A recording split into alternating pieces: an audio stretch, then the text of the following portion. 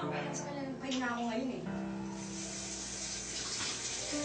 Mga classmates ko, college mates ko before, sabay-sabay kami mag-aral, pero syempre kailangan din naman namin ng time na magpahinga kami.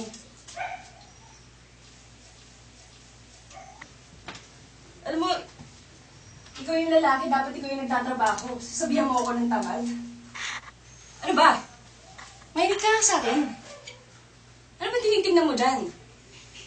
Kausapin mo ako kasi pag may problema tayo, lagi kang ganyan eh. Kaya hindi ko alam kung maaayos na yung problema o hindi eh. Ano ba? Nananadya ka ba? Kausapin mo nga ako, please.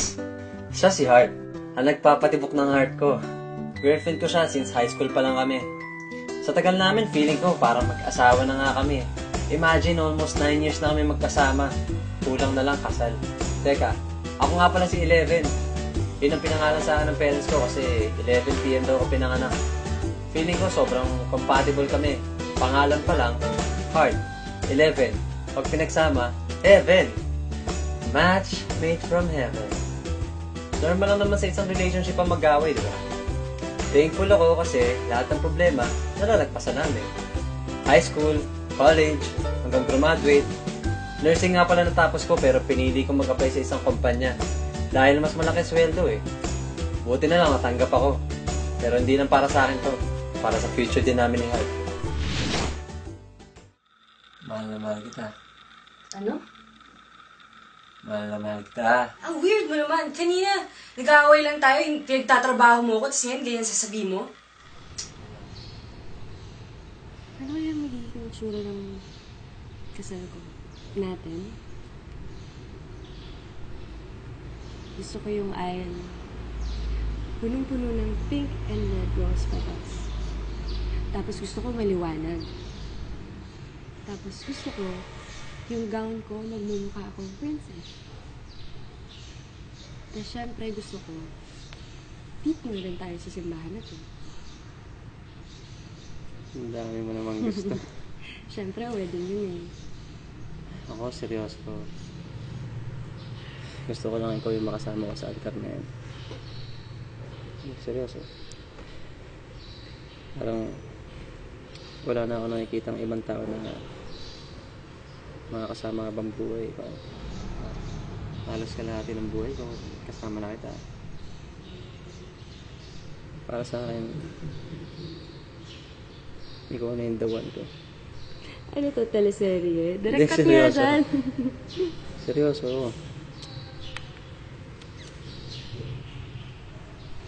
Ako na ba yung nakikita mong the one mo?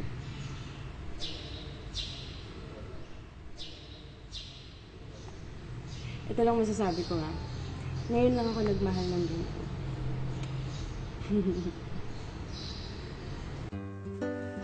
Pinag-apply ko din si Heart kung saan ako nag-work. Para kung sakaling matanggap siya, edi ang saya nun, magkasama na kami sa lahat.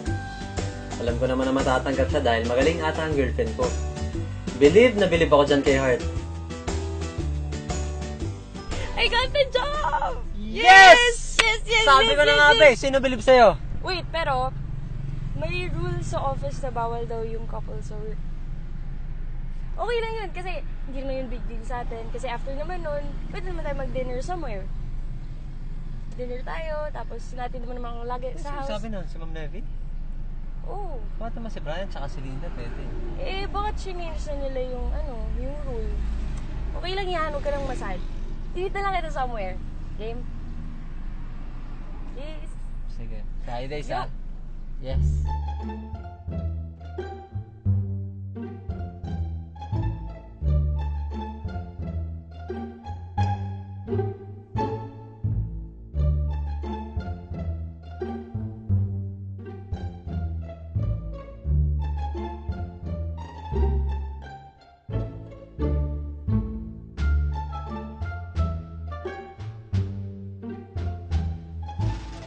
Nung nasa office kami, bumalik ako sa pagkabata sa pagpapakit sa kanya eh.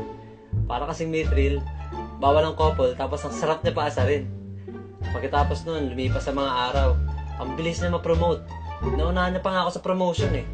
Siya na ngayon ang boss ko. Ginamitan niya yata ng charm eh. Pero talaga naman magaling ang girlfriend ko. Okay lang mataasan niya ako kasi lahat naman ng to, para sa aming dalawa.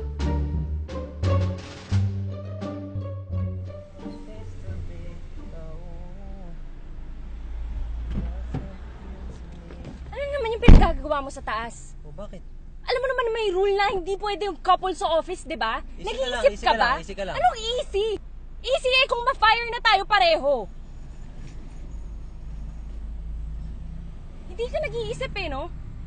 May pa-note-note ka pa, may pa-lollipop ka pa. Eh kung makita ni ma'am yun, Ano ba talaga hinahanap mo? huwag mo akong sisigawan. Ikaw na una eh. Huwag mo akong sisigawan dahil ikaw na yung mali dito. Nagkikisweet na yung tao. Yan ang gusto mo, di ba? Sweet eh, bawal nga yung couple doon, di ba? Nag-iisip ka ba? May nakakita ba? Eh paano nga kung meron, di ba? Naalata na nga naata ng iba nating ka-work doon eh. Taas mo na, ma'am. Bagong promotion. Bagong laki ng ulo.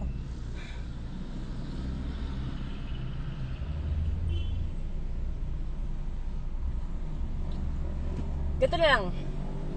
Eh kung mag-resign ka na lang sa trabaho na to, total mas mataas naman yung position ko sa'yo, ako na lang matitira dito, bumalik ka na lang sa pagka-nursing mo.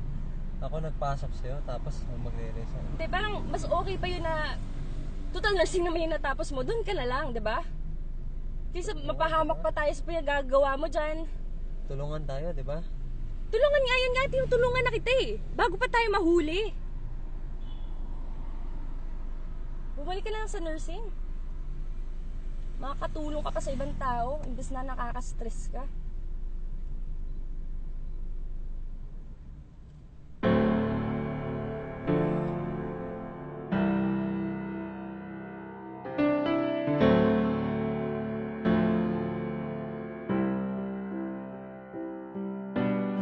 Same bed, but it feels just a little bit bigger now. Our song on the radio, but it don't sound the Pinili ko na lang mag-nursing, kahit mas maliit ang sweldo. Tama nga naman siya. Baka mahuli pa kami. Parehas pa kami mawala ng trabaho. May offer din sa akin sa abroad, pero hindi ko naman kayang iwanan si Art. Medyo naging mahirap ang sitwasyon dahil sa panggabi ako na-assign. Kapag nagtatrabaho siya, tulog ako. Kapag ako naman nagtatrabaho, tulog naman siya. Halos nawala na yung quality time namin. Tapos, communication namin, text or call na lang. Lagi kami hindi nagkakaintindihan.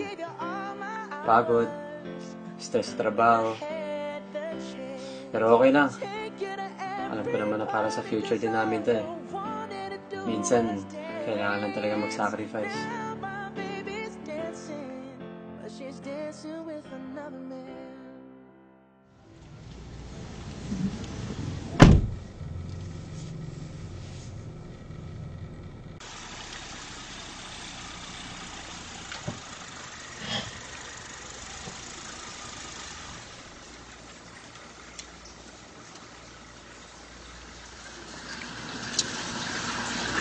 Art, ano problema?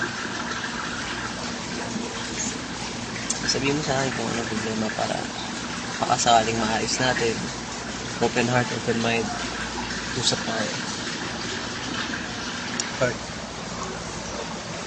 I'm just exhausted from work. Wala lang sa mood. Art, pagod din ako.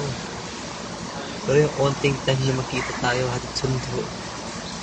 Kahit pa paano gumagawa naman ako ng paraan, di ba?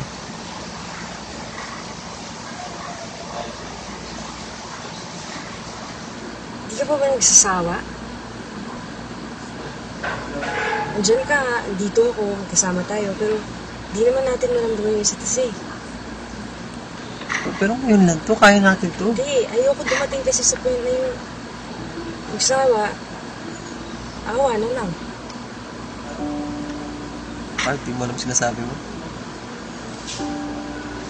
Siguro kailangan lang natin tama pa. Oh, tiyan. Bibihira na ka tayo magkita. Gusto mo pa ng time apart? Sana sinabi mo na, maghiwalay na lang tayo. Yung ba gusto mo parating? Kaya natin to. Wala naman sukuan.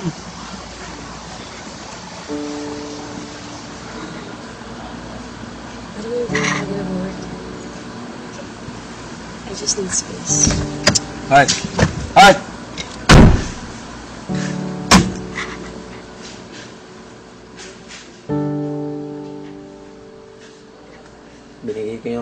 space na sinasabi niya. Naiintindihan ko din naman siya eh. Parehas kaming pagod sa lahat na nangyayari. Maghihintay na lang ako hanggang makapag-isip siya na maayos. Sarap magmahal, di ba? Grabe. Sarap magmahal. Sarap. Nakita mo ko magmahal, di ba? Yeah. Si Heart. Iisa lang yan. Iisa lang yan. Buong mundo yan.